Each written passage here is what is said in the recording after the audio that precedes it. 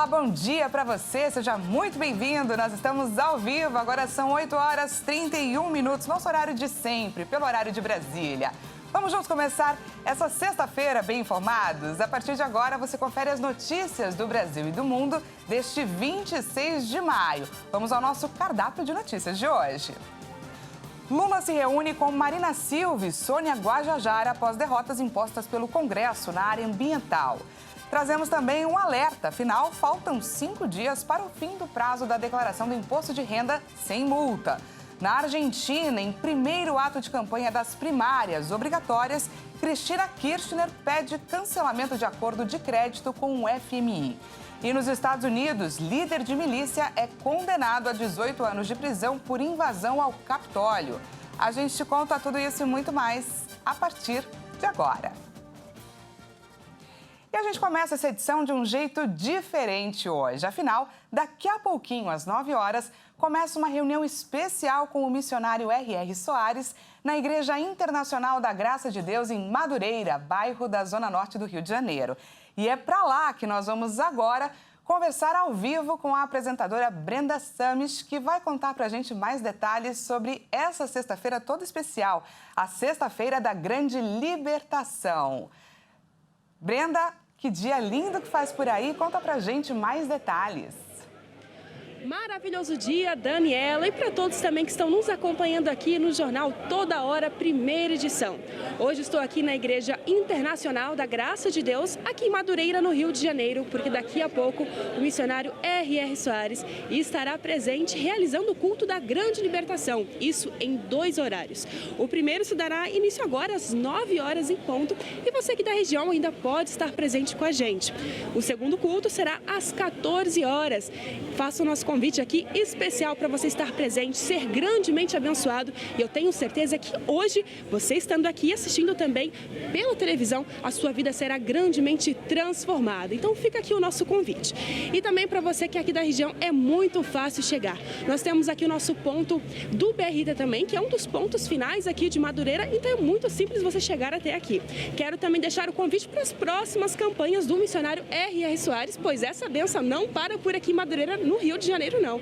Ela vai aí pelo Brasil afora e agora, domingo, atenção, povo de Belo Horizonte, o missionário estará presente às 18 horas. Ele estará presente em Belo Horizonte na Avenida dos Andradas, 1005, ali na Igreja Internacional da Graça de Deus, ao lado do Guarda Municipal.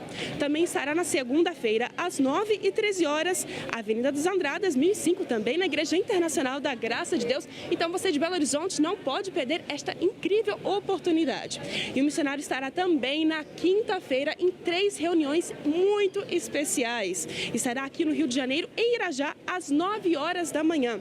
O endereço é Avenida Monsenhor Félix, 1120, na Igreja Internacional da Graça de Deus. Já às 14 horas, nesse mesmo dia, em Araruama, no Rio de Janeiro. O endereço é Avenida Brasil, 405, no centro, na Igreja também Internacional da Graça de Deus. Já às 18 horas, o missionário estará presente em Alcântara, em São Gonçalo, Rio de Janeiro. E o endereço é Rua Manuel João Gonçalves, 500, no centro, também na Igreja Internacional da Graça de Deus, em frente ao viaduto. Então, nosso convite para vocês estarem em uma dessas campanhas especiais, nós temos certeza que vai mudar completamente a sua vida. E fica aí o convite da Brenda. Quem não puder estar presencialmente em algum desses eventos, fica ligado na programação da RIT, que assim que terminar o jornal, você vai conferir em primeira mão esse grande evento nessa sexta-feira da libertação com o missionário R.R. Soares, às 9 horas. E dando continuidade aqui no nosso jornal, o governo anunciou nessa quinta-feira um pacote de medidas para baratear os preços dos veículos nacionais de até R$120 mil.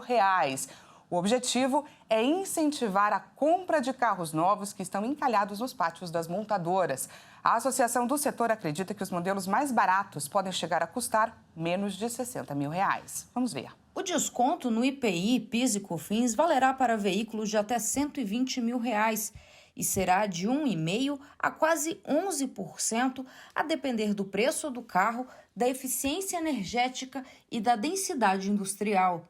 As medidas de incentivo ao setor automobilístico foram discutidas em uma reunião fechada aqui no Palácio do Planalto entre o presidente Lula, o vice-presidente da República, Geraldo Alckmin, e representantes do setor. Após o encontro, Alckmin detalhou este pacote de medidas e disse que, para receber o desconto, os veículos precisam atender 3 requisitos. Ele leva em consideração 3 questões. A primeira é o carro acessível. Então, nós queremos que hoje o carro mais barato é quase R$70 mil. Então, nós queremos reduzir esse valor. Mas os outros também serão reduzidos. Mas o carro, quanto menor, mais acessível, maior será o desconto do IPI PIS/COFINS. Então, o primeiro item é social. É você atender mais essa população que está precisando mais. O segundo é a eficiência energética, é quem polui menos. Então, você premia, estimula a eficiência energética, carros que poluem menos, com menor emissão de CO2. E o terceiro é densidade industrial. Essas medidas devem ser oficializadas através de medida provisória e decreto. Daqui a 2 semanas, o Ministério da Fazenda vai emitir um parecer sobre o assunto antes da publicação dos textos no Diário Oficial da União. Nós temos responsabilidade fiscal. Então, a Fazenda pediu em até 15 dias para ela estabelecer a questão fiscal. Então, ficou definido em até 15 dias, a Fazenda dará o seu parecer e aí sim se pode efetivamente fazer a medida provisória.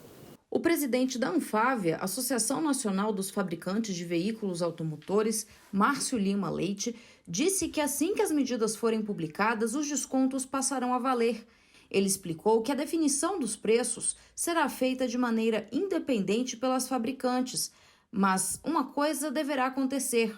Hoje, um veículo popular não custa menos do que R$70 mil, mas com essas ações baixará para menos de R$60 mil. O preço, cada montadora tem a sua política, mas pelos números que vêm sendo apresentados, é muito possível termos preços abaixo de R$60 mil. Então, hoje, com as reduções tributárias que estão em discussão e o esforço conjunto de todo o setor, é bem possível que tenhamos, mas isso é uma questão que cada montadora, cada fabricante tem a sua política.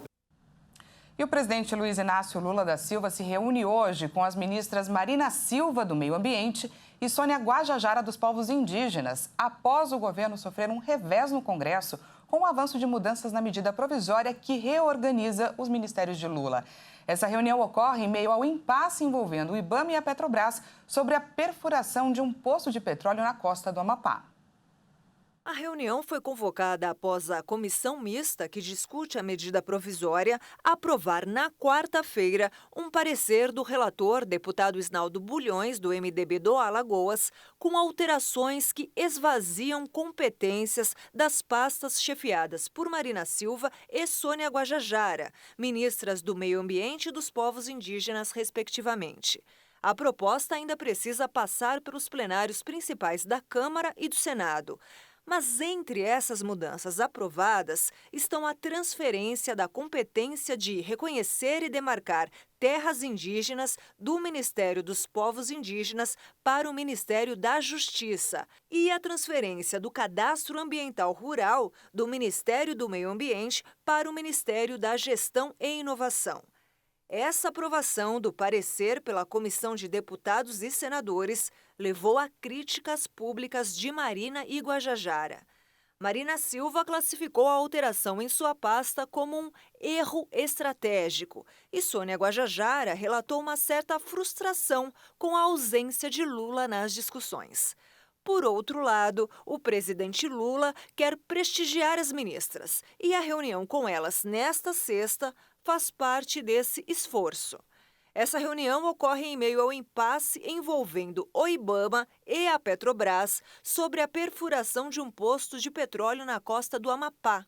Também devem participar do encontro os ministros Alexandre Padilha, das Relações Institucionais, Rui Costa, da Casa Civil, Paulo Pimenta, da Secretaria de Comunicação Social da Presidência da República, Esther Deck, da Gestão e Inovação em Serviços Públicos, além de líderes do governo no Congresso Nacional.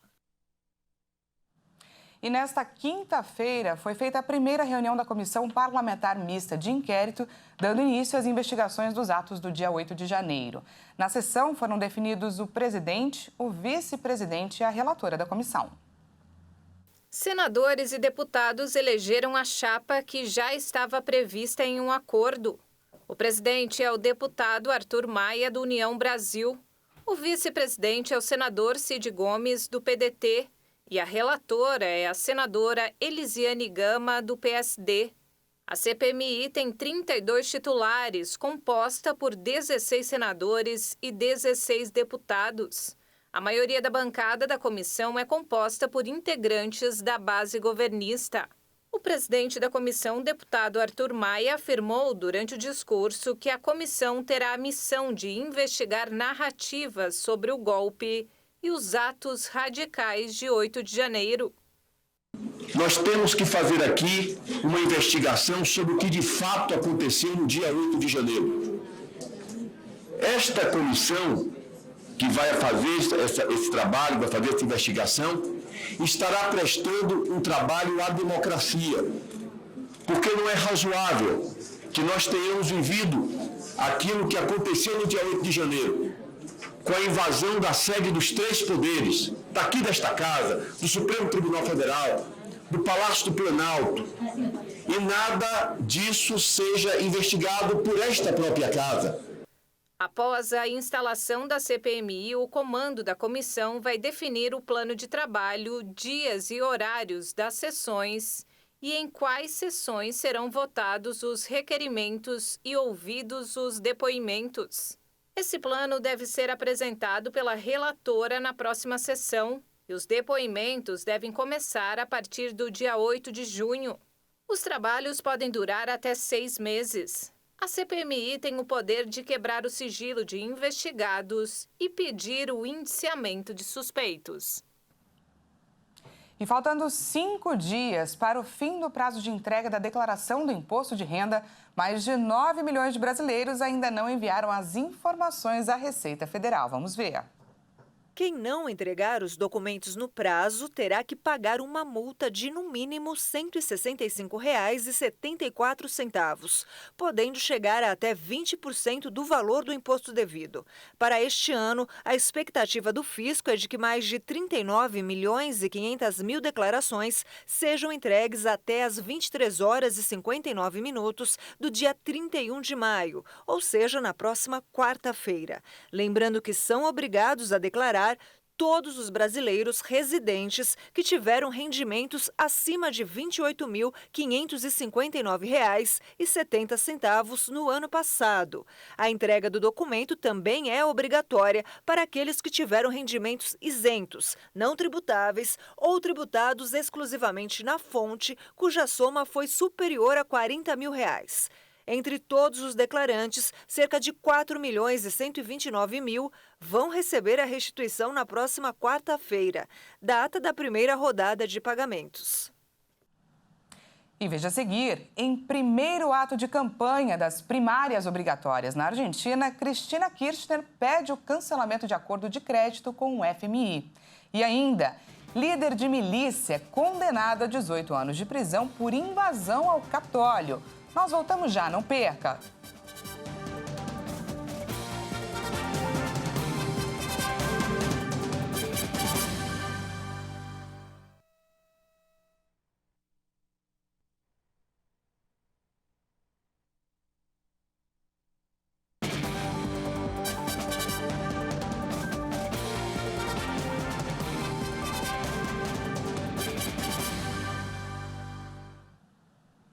Seja bem-vindo mais uma vez. Nós estamos de volta ao vivo, 8 horas e 47 minutos pelo horário de Brasília. Nós voltamos com mais notícias para você. A Justiça Federal do Rio Grande do Sul condenou um grupo que estimulava o tratamento precoce contra a Covid a pagar 55 milhões de reais por danos morais coletivos e à saúde. O Ministério Público Federal deu entrada em 2 processos, um no valor de 45 milhões e outro de 10 milhões de reais.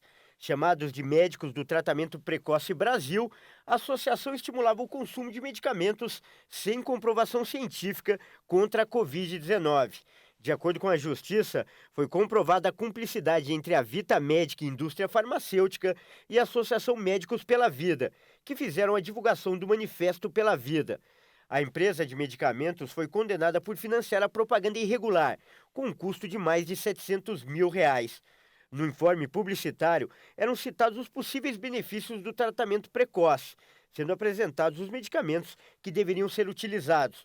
O caso foi admitido pelo diretor executivo da Vitamedic durante depoimento à CPI da pandemia no Senado Federal em 2021. Também foram condenados o Centro Educacional Alves Faria e o Grupo José Alves. De acordo com a Justiça, a Anvisa agiu equivocadamente ao não aplicar sua própria norma sobre a publicidade dos medicamentos. E pela primeira vez, a energia solar deve superar a produção de petróleo em termos de investimentos anuais.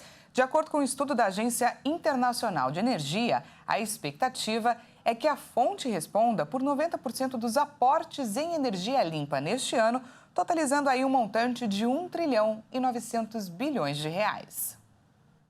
Ao longo de 2023, cerca de 14 trilhões de reais serão em investimentos em energia no mundo, sendo que 8 trilhões e meio devem ser direcionados para tecnologias limpas, frente a 5 trilhões de reais para combustíveis fósseis.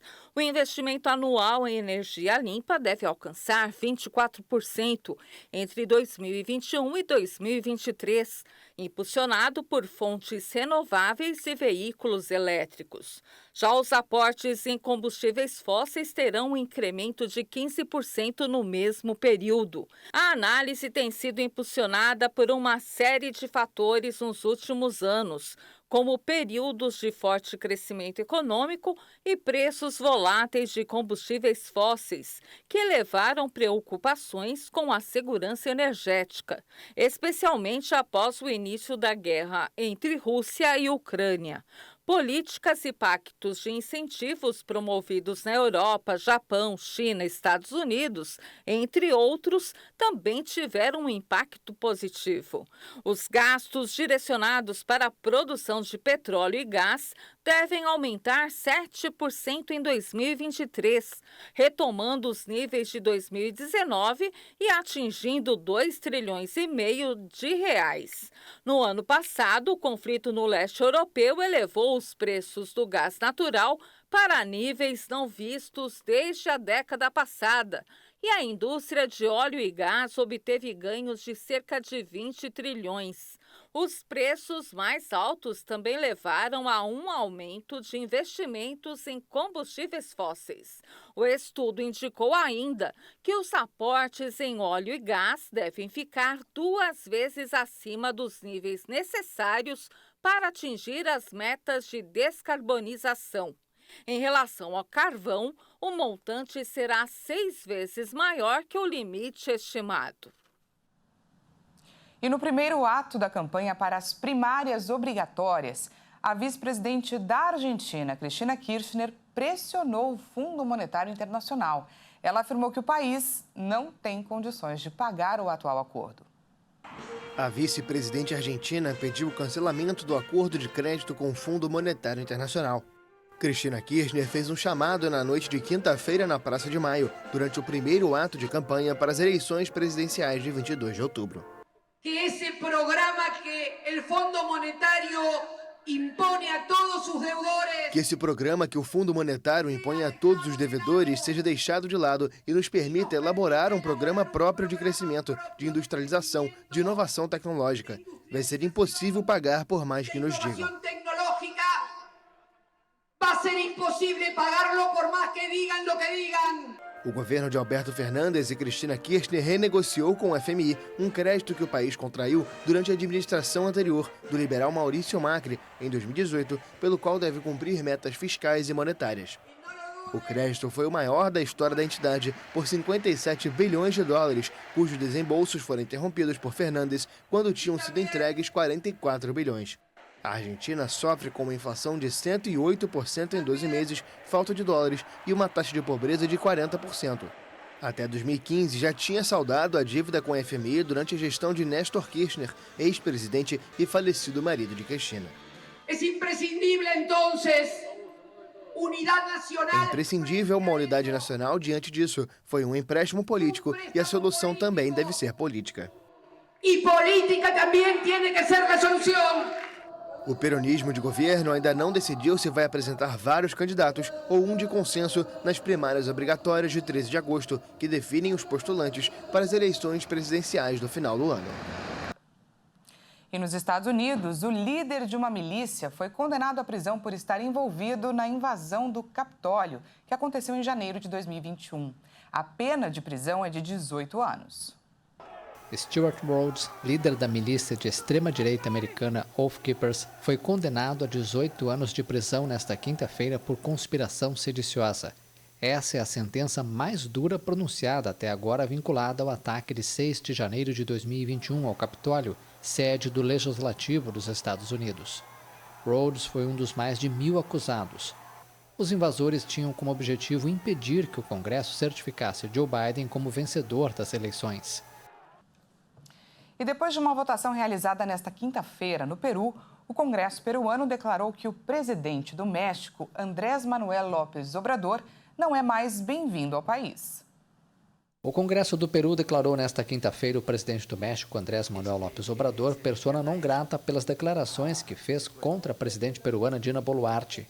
Obrador a qualificou de usurpadora e resistiu a ceder a Boluarte a presidência do bloco comercial Aliança do Pacífico. Dina Boluarte assumiu depois que o presidente esquerdista do Peru, Pedro Castillo, sofreu impeachment e foi preso por tentar dissolver o parlamento e governar por decreto em dezembro passado. A expulsão de Castillo foi criticada por aliados esquerdistas latino-americanos, incluindo o México. Em fevereiro, Boluarte anunciou a retirada do embaixador do Peru no México. Nesta quinta-feira, os legisladores do Peru aprovaram por 65 votos a 40, com 2 abstenções, uma moção contra o presidente mexicano por supostamente violar o princípio de não interferência nos assuntos de outro estado.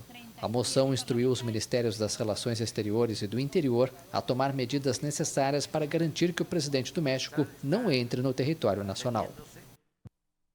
E a edição de hoje, que começou de um jeito diferente, também vai acabar de uma maneira muito especial, fazendo a você um convite. Daqui a pouco, agora são 8 horas e 55 minutos, daqui a praticamente menos de 5 minutos, o missionário R.R. Soares vai comandar a Sexta-feira da Grande Libertação no bairro de Madureira, no Rio de Janeiro. E você que não puder estar lá, não se preocupe, continue ligado na nossa programação, porque nós aqui da RIT vamos levar a mensagem de Deus até a sua casa. Até mais!